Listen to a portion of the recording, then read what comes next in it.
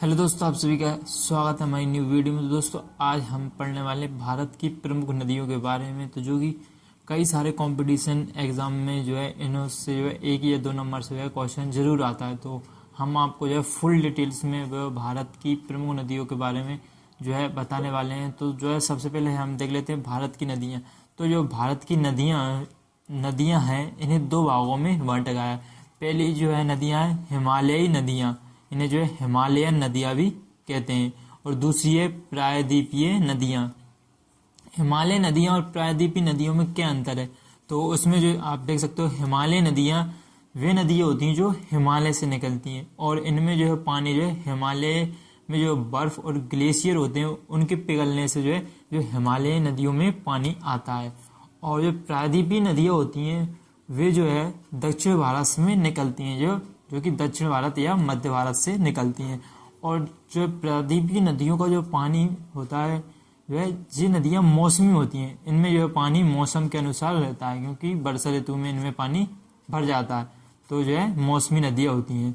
तो आप देख सकते हो हिमालय नदियाँ भी कई प्रकार की होती हैं। तो हिमालय नदियों को हमने कई भागों में बांटा गया है। सिंधु नदी तंत्र, सिंधु नदी जो है एक हिमालय नदी में आती है, और तंत्र हमने इसलिए बोला है क्योंकि यह सिंधु नदी बहुत सी नदियों से मिलकर बनी होती है, तो इसलिए हमने तंत्र बोल दिया।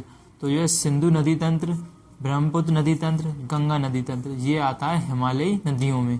और प्रायद्वीपीय नदियों में भी मध्य भारत और दक्षिण भारत की प्रमुख नदियाँ आती हैं। इस वीडियो में हम आपको बताने वाले हैं सिंधु नदी तंत्र के बारे में। इसके जो है सिंधु नदी तंत्र के बारे में आपको पूरी डिटेल इस वीडियो में मिल जाएगी, आपको कहीं पर भी जाना की जरूरत नहीं पड़ेगी। ये तो हम स्टार्ट करते हैं। सबसे पहले सिंधु नदी तंत्र, और जो सभी आपको मैप द्वारा बताई जाएगी। तो सिंधु नदी, सबसे पहले हम टॉपिक डाल लेते हैं सिंधु नदी। तो इसकी लंबाई जो है सिंधु नदी की जो है 2880 किलोमीटर जो है सिंधु नदी की जो है लंबाई है।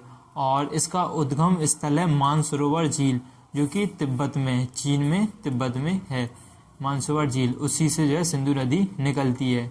और इसका जो है मुहाना है वो है अरब सागर में।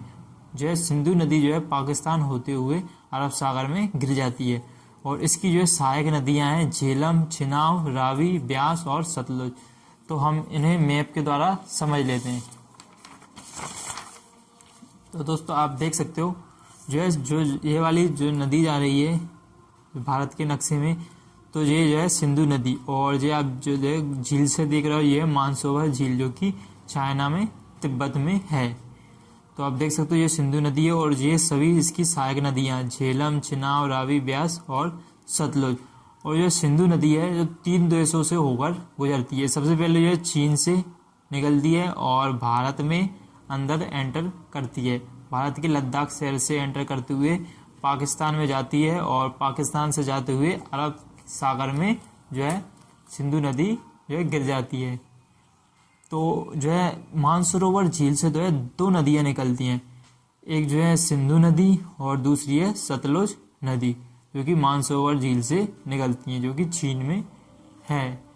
और सिंधु नदी के जो है दाएं तट पर जो है भारत का लेह शहर स्थित है।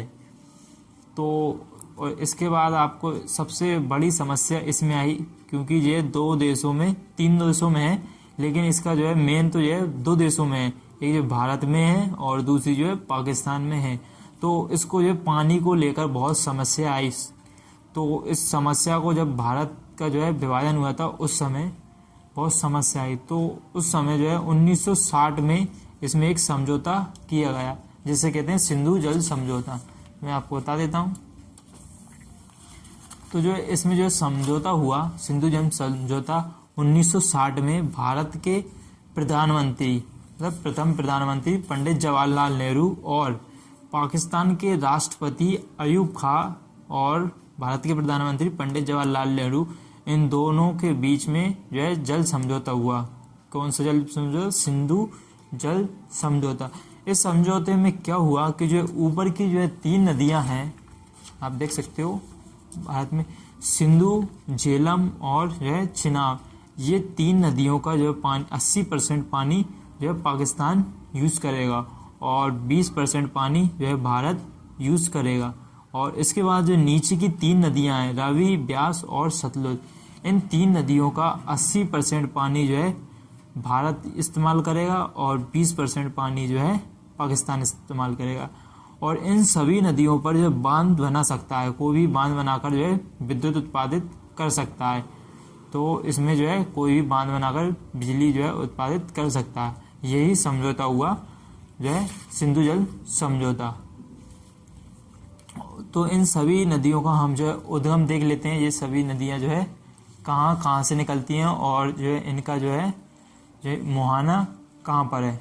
मुहाने का मतलब है जो जहाँ पर जिनका समाप्त हो जाती हैं। जैसे जो है सिंधु नदी जो मेन नदी है, इसका मुहाना जो है अरब सागर में गिरती है, तो इसका मुहाना यहाँ पर हो जाएगा। जो यहाँ पर जो है समुद्र में जो गिरती है वहीं पर इनका मुहाना होता है। और उद्गम होता है जो जहाँ से जो नदी निकलती है। तो हम जो सभी जो है इसकी सिंधु नदी की सहायक नदियाँ उनको देख लेते हैं। तो देख सकते हो आप। तो देखो सकते हो चिनाब जो नदी है इसको जो है चंद्रभागा नदी भी कहते हैं, क्योंकि जो है चिनाब नदी जो है दो जो है छोटी छोटी नदियों से मिलकर बनी है, चंद्र और भागा। तो इसलिए इस नदी को जो है चंद्रभागा नदी भी कहते हैं। तो इस नदी का उद्गम स्थल है बारालाचा दर्रा, जो कि है हिमाचल प्रदेश में। और इसका जो है मुहाना जो है सिंधु नदी, मतलब ये सिंधु नदी में मिल जाती है, मतलब सबसे आखिरी में जो है सिंधु नदी में मिल जाती है। आप देख सकते हो जो है चिनाब नदी जो है इसका जो है उद्गम स्थल है बारालाचा दर्रा। और जो जहाँ से जाती हुई है सिंधु नदी में, जो यहाँ से ऐसे जाती हुई सिंधु नदी में जो है मिल जाती है। यहाँ से जाती हुई ये है चिनाब नदी, यहाँ से ऐसे जाती हुई में जो सिंधु नदी में मिल जाती है। और ये चिनाब की ये सभी जो है सहायक नदियाँ हैं, झेलम, रावी, ब्यास और सतलुज। अगली नदी हम देख लेते हैं झेलम नदी। तो झेलम नदी जो है वेरीनाग झील से निकलती है। इसका उद्गम स्थल कहाँ? वेरीनाग झील, जम्मू कश्मीर में। और इसका मुहाना जो जहाँ पर ख़त्म होती है वो है चिनाब में। तो हम देखते हैं मैप की मदद से। तो देख सकते हो आप झेलम नदी जो है वेरीनाग झील से निकलती है, जो कि जम्मू कश्मीर में, और ये होते हुए जो है चिनाब नदी में मिल जाती है। देख सकते हो ये चिनाब नदी जा रही है, इसी में जो है झेलम नदी मिल जाती है, और ये मिलकर सीधी जाती हुई सिंधु नदी में मिल जाती है। तो अगली नदी हम देखते हैं रावी नदी। तो जो रावी नदी है वो रोहतांग दर्रे से निकलती है, जो कि हिमाचल प्रदेश में है। और यह नदी भी चिनाब नदी के साथ जुड़ जाती है, और इसका मुहाना कहाँ है? चिनाब नदी। तो हम मैप की मदद से देख लेते हैं। तो देख सकते हो आप रावी नदी ये रोहतांग दर्रे से निकलती है, और जहाँ से जाती हुई ये भी जो है चिनाब नदी में मिल जाती है। चिनाब नदी सीधी है, इसमें जो है रावी नदी भी मिल जाती है। इसके बाद हम देख लेते हैं ब्यास नदी। ब्यास नदी आप देख सकते हो यह रोहतांग दर्रे से निकलती है हिमाचल प्रदेश में, और जो है सतलुज नदी से जो है मिल जाती है। हम मैप की मदद से देख लेते हैं।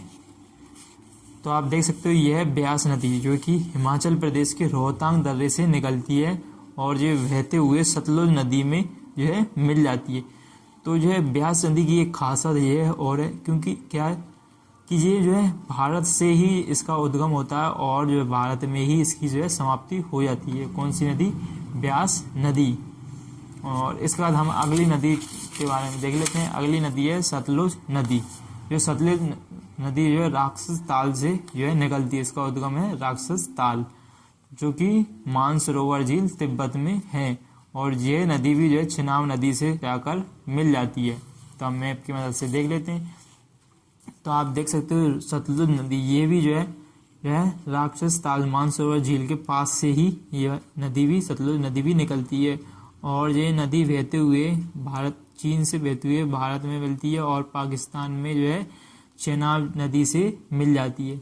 और सतलुज नदी और ब्यास नदी का यहाँ पर संगम होता है, उसी संगम से जो है एक जो है नहर निकाली गई है, इंदिरा गांधी नहर, जो कि इसका पानी जो है राजस्थान में जाता है। जो है भारत की जो है सबसे लंबी नहर है इंदिरा गांधी नहर। वो कहाँ पर है? ब्यास और सतलुज नदी के संगम होता है, वहीं पर ये नदी स्थित है। तो दोस्तों आज के लिए बस इतना ही।